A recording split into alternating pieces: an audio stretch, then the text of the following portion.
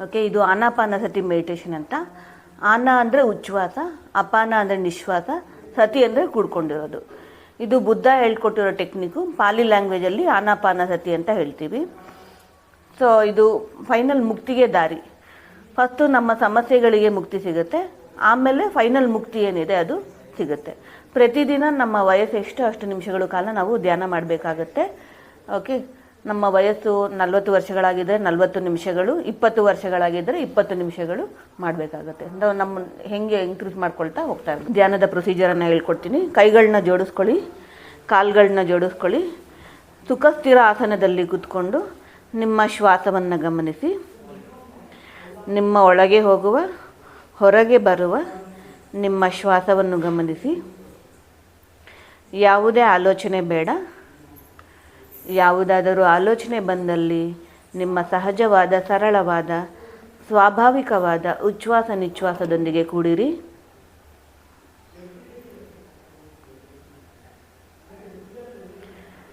ಧ್ಯಾನಂ ಸರ್ವರೋಗ ನಿವಾರಣಿ,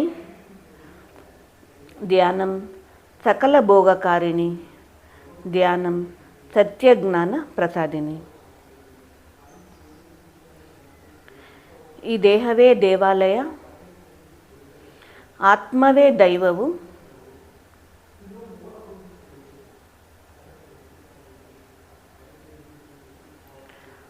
ಸಮಯವೇ ಸಾಧನೆ,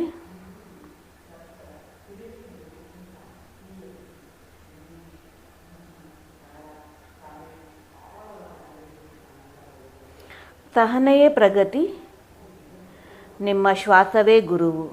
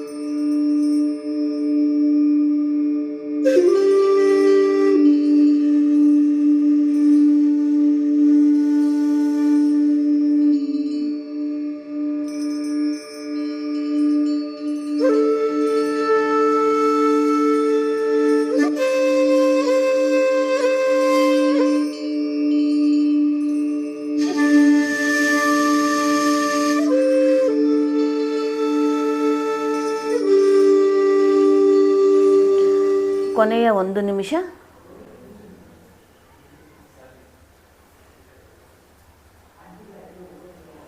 30 ಸೆಕೆಂಡುಗಳು, 15 ಸೆಕೆಂಡುಗಳು,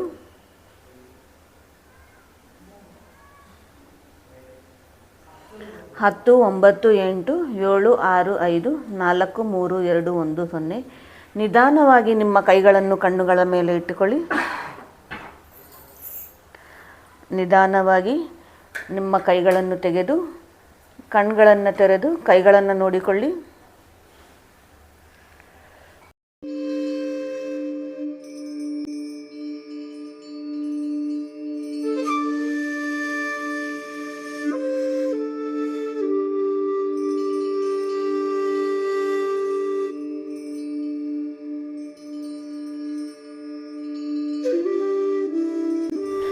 ಸೊ ಇದು ಆನಾಪಾನಸತಿ ಮೆಡಿಟೇಷನ್ನು. ಪ್ರತಿದಿನ ನಮ್ಮ ವಯಸ್ಸು ಎಷ್ಟೋ ಅಷ್ಟು ನಿಮಿಷಗಳ ಕಾಲ ನಾವು ಮಾಡಬೇಕು. 40 ವರ್ಷಗಳಾದರೆ 40 ನಿಮಿಷ, 20 ವರ್ಷಗಳಾದರೆ 20 ನಿಮಿಷ. ಎರಡನ್ನ ಫಾಲೋ ಆಗಬೇಕಾಗತ್ತೆ. ಒಂದು ಮನಸ್ಸನ್ನು ಕಂಟ್ರೋಲ್ ಮಾಡೋದು, ಇನ್ನೊಂದು ಫುಡ್ಡನ್ನು ಕಂಟ್ರೋಲ್ ಮಾಡೋದು. ಸೊ ಮನಸ್ಸನ್ನು ಕಂಟ್ರೋಲ್ ಮಾಡೋದಕ್ಕೆ ಧ್ಯಾನ ಅಂತ ಹೇಳ್ತೀವಿ. ಫುಡ್ನ ಕಂಟ್ರೋಲ್ ಮಾಡಬೇಕು ಅಂದರೆ ಒಳ್ಳೆ ಫುಡ್ನ ನಾವು ಸ್ವೀಕರಿಸಬೇಕು. ಎಸ್ಪೆಷಲಿ ನಾನ್ ವೆಜ್ ಫುಡ್ನ ನಾವು ಅವಾಯ್ಡ್ ಮಾಡಬೇಕಾಗುತ್ತೆ. ಓಕೆ, ನಾನ್ ವೆಜ್ ಫುಡ್ಡು 72 ಗಂಟೆಗಳ ಕಾಲ ಅದು ಟೈಮ್ ತೊಗೊಳುತ್ತೆ ಡೈಜೆಷನ್ ಆಗೋದಕ್ಕೆ. ಸೊ ನಾವು ಏನು ಧ್ಯಾನ ಶಕ್ತಿಯನ್ನು ತೊಗೊಳ್ತೀವಿ, ಇದು ಈ ನಾನ್ ವೆಜ್ ಫುಡ್ನ ಡೈಜೆಸ್ಟ್ ಮಾಡೋದಕ್ಕೆ ಟೈಮ್ ತೊಗೊಳುತ್ತೆ.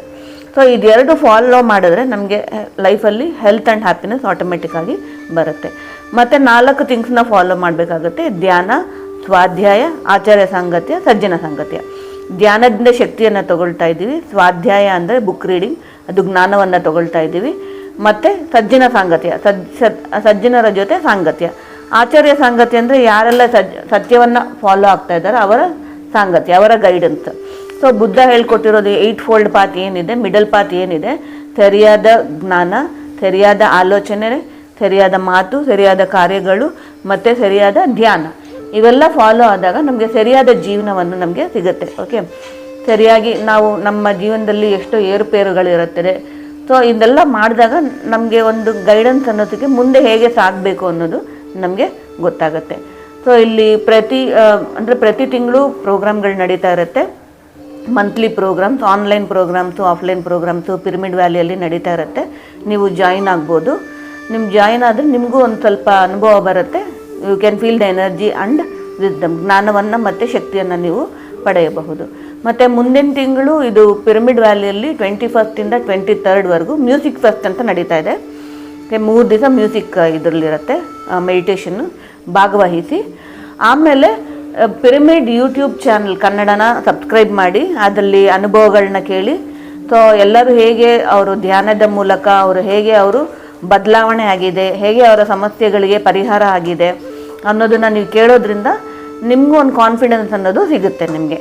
ಓಕೆ, ನೀವು ಟ್ರಾನ್ಸ್ಫಾರ್ಮ್ ಆಗ್ತೀರಾ ನಿಮ್ಮ ಲೈಫಲ್ಲಿ. ಬೇರೆ ಅನುಭವಗಳನ್ನ ಕೇಳಿದಾಗ ನೀವು ಟ್ರಾನ್ಸ್ಫಾರ್ಮ್ ಆಗ್ತೀರಾ. ಸೊ ಪಿರಮಿಡ್ ಮೆಡಿಟೇಷನ್ ಚಾನಲ್ನ ಸಬ್ಸ್ಕ್ರೈಬ್ ಮಾಡಿ. ಸೊ ಇಲ್ಲಿ ಯಾವ ಥರ ಮೆಡಿಟೇಷನ್ ಪ್ರೊಸೀಜರ್ ಮಾಡಿದ್ರು ಮೇಲ್ಗಡೆ ಅದೇ ಥರ ಪಿರಮಿಡಲ್ಲಿ ಹೋಗಿ 1/2 an hour ಮೆಡಿಟೇಷನ್ ಮಾಡಿ. ಆಮೇಲೆ ಬುಕ್ ಸ್ಟೋರಲ್ಲಿ ಕೆಳಗಡೆ ಬುಕ್ ಸ್ಟೋರ್ ಇದೆ, ಬುಕ್ ಸ್ಟೋರಲ್ಲಿ ಹೋಗಿ ಬುಕ್ಸು, ಪಿರಮಿಡ್ಸು ಎಲ್ಲ ನೋಡಿ. Subscribe for more videos.